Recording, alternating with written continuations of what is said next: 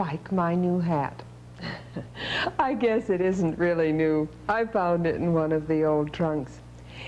It's the kind of hat that was worn by our early pioneers. Oh, the pioneers had to be good hunters. They needed animals for food, but perhaps just as important, they needed animal skins and furs for clothing. Then they made deerskin jackets and trousers, leather moccasins, and good warm fur caps. I used the word pioneer. Do you know what a pioneer is? A pioneer is someone who does something first, who makes a way for others to follow. So the early pioneers were those people who went into the wild parts of our country. They cut the first roads. They made trails for others to travel on. They cleared the land for the first farms, and they built the first forts. Perhaps one of the most famous of our early pioneers was a fellow by the name of Daniel Boone. Oh, he sometimes wore a cap like this. Daniel traveled about a good deal during his lifetime, but he was born on a farm in Pennsylvania. And I would like to tell you about a very important day in his life when he was a young boy. It's a story that can be found in this book, Daniel Boone, Boy Hunter, by Augusta Stevenson. It was November 2nd, 1746, and it was Daniel Boone's birthday. He was 12 years old. He had been looking forward to his 12th birthday for a long time. On this day, he hoped to get the gun that his father had promised him. Oh, his brothers had received their guns when they were 12. He wasn't at all sure he would get one. His father, he knew, didn't have the money to buy a gun. The Boones had only a few animal skins to trade. Oh, Daniel was afraid there wouldn't be enough skins to trade for a gun. Hunting had been bad all fall. It had turned cold early in October. There had been several bad snowstorms, and the fur-bearing animals, the beavers and foxes, the weasels and martens, had hidden away in caves. It was their skins the traders wanted most. Daniel was afraid they might not take deer skins in trade for a gun, and as far as he knew, that was all that the Boones had. Daniel realized if there were no skins, there would be no gun. Soon his friends would stop to see it, too. Well, he didn't have to be ashamed, even if he didn't get his present. Other people wouldn't have furs to trade this year either. Daniel wished, however, that he hadn't told his friends he was getting a gun for his birthday.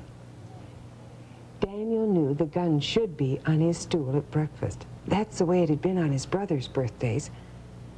If it wasn't there, should he act as if he hadn't expected one? Should he pretend he didn't care? Just then, his mother called. Breakfast is ready. Come quickly. Dan tried to hurry. Everyone had to be in his place at the table for morning prayers. But his moccasins had shrunk and he couldn't get them on. Daniel, hurry. So down the ladder he went with his moccasins in his hand. He looked at his stool. He smiled. Then he laughed aloud. It was there, a beautiful, shining new gun. Daniel picked up his gun. It's beautiful. I'd rather have it than anything else in the world. You must have given a good many fine skins for it, Father. Your brothers found the skins, Daniel, and kept them hidden. After breakfast, the older boys went out to start on the farm work. I'll be out to help just as soon as I can get my moccasins stretched. We can get along without you today. It's your birthday, isn't it? Why don't you go hunting? Well, I did kind of promise Henry I'd go. Before you got your gun? You took an awful chance, Daniel. The brothers went away smiling. Daniel smiled too. He was so happy. Soon his friend Henry came. Henry examined Daniel's gun carefully. He said it was a fine gun. Dan was pleased. He knew it was a fine gun, but it was nice to know his friend thought so too. Daniel was anxious to try it out, so he and Henry did go hunting. The snow was covered with a crust of ice so thick they could walk on it. I'm afraid we won't find any game. It's too cold. It's been cold for a week. They'll have to come out for food. As Daniel talked, his keen eyes were darting this way and that. Suddenly, he stopped. Look, there's a deer. She's in a snowdrift. It's a doe. Your eyes are better than mine, Dan. I can't see her.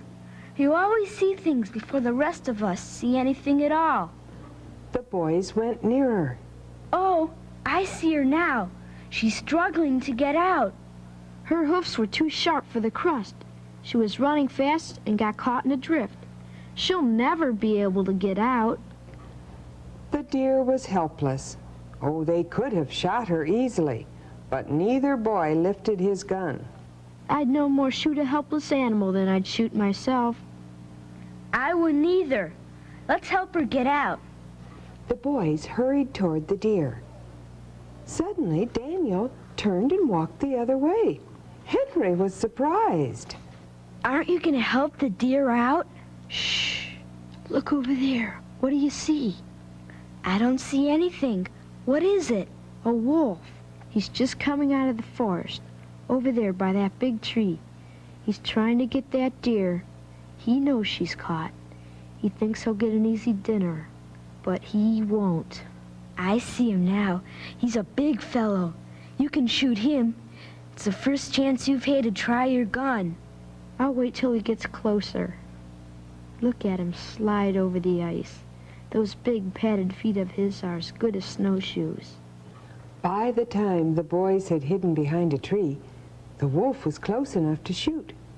But Daniel didn't shoot, and the big beast came closer and closer. Henry began to feel frightened. Why don't you shoot? I want to be sure he's in my range. I don't know just how far my gun will shoot. I want to kill him with the first shot.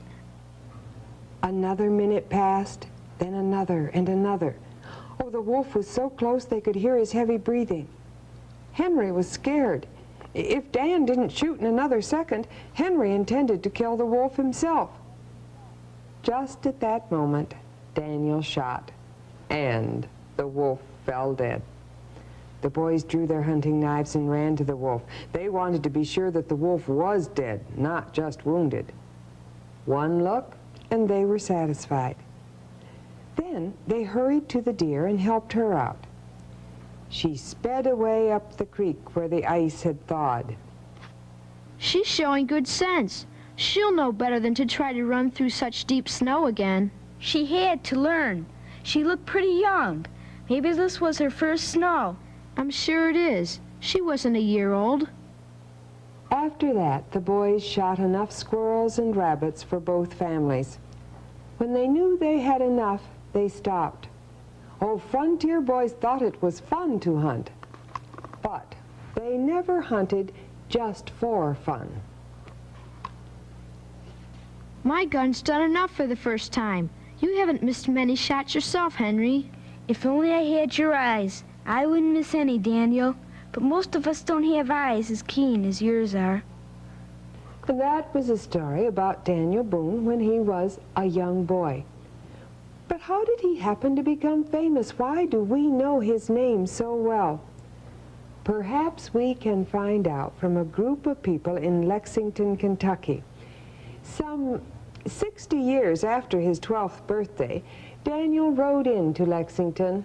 Oh, he was becoming an elderly man by now. His hair was white, but he was still strong and powerful. He hitched his horse to a hitching post and went into a shop. Just then, one of the boys playing nearby called. I know him. It's Daniel Boone. It couldn't be. He doesn't live here in Kentucky now. He moved away out west to Missouri. He's back on a visit. My pa saw him yesterday and talked with him. Soon, a crowd of people of all ages were standing outside the shop. Daniel Boone was a hero to everyone. They knew that they could thank him for everything they owned in this land across the mountains. There wouldn't be a house or a farm in all Kentucky, nor a shop or church or schoolhouse, except for Daniel Boone. He brought the first settlers into this land. That was a dangerous journey. How'd he ever talk people into going? Because people believed what Daniel told them. When he said he'd been over here hunting, we knew he had. And when he said this soil was rich, we knew it was. And when he said there were thousands of buffaloes over here, we knew he'd seen them. Then there was another reason. Daniel blazed a trail through the mountains and clear to this meadowland. He didn't take a single woman or child across until he had the trail blazed. He tried to make it safe for them. But wasn't there danger from those savage Indians? Oh, not very much. The most of them had been driven out of the mountains. There are only a few prowling about. They could attack settlers. It wouldn't take very many Indians to attack a family who lived off by themselves. Daniel always knew when they were about. He could even tell what tribe they came from. Oh, there never was such a leader. He took care of the sick just as good as any doctor, and he knew what kind of herbs to use for medicine. He could live in the woods just as well as an Indian could. Why, Mr. Boone's buying a hat in that shop. Why, he lives out in the wilderness. Not no more. He don't live in the wilderness now. He lives on a big farm in Missouri. Missouri's no wilderness now. I'm from Missouri myself. There's settlements and towns all the way, and we can thank Daniel Boone for that. He was one of our first settlers. Why, we'd like to claim him as one of our sons. Pennsylvania claims him, too. He was born there. Yes, but he grew up down in North Carolina, where I come from. His folks moved there when he was around 16, so we think we've got a pretty good right to claim him. He fought with the Virginia troops in the Indian War, so he helped save Virginia, too. Seems to me Kentucky has the best claim of all. He really started the state, and he lived here a long time and farmed here. Why did he move around so much? Why didn't he stay in one place? Daniel always felt crowded when too many settlers moved near. He said he couldn't breathe close to towns and settlements. He helped to make America a great and strong country. He opened the door to these rich valleys and plains beyond the mountains, and thousands of folks followed him. I wonder what he thinks now. Cities, towns, villages, and farms everywhere. I hope he takes pride in it, for it's all the result of his work. Just then, the shop door opened and Daniel Boone stood in the doorway. The crowd yelled, "Hooray! Hooray for Daniel Boone!" I think we can all say, hooray for Daniel Boone. He was a truly great American who, as an early pioneer, helped our country to grow. Now, perhaps when you visit my attic again, we'll have a story about another famous American. I'll be looking for you. Goodbye.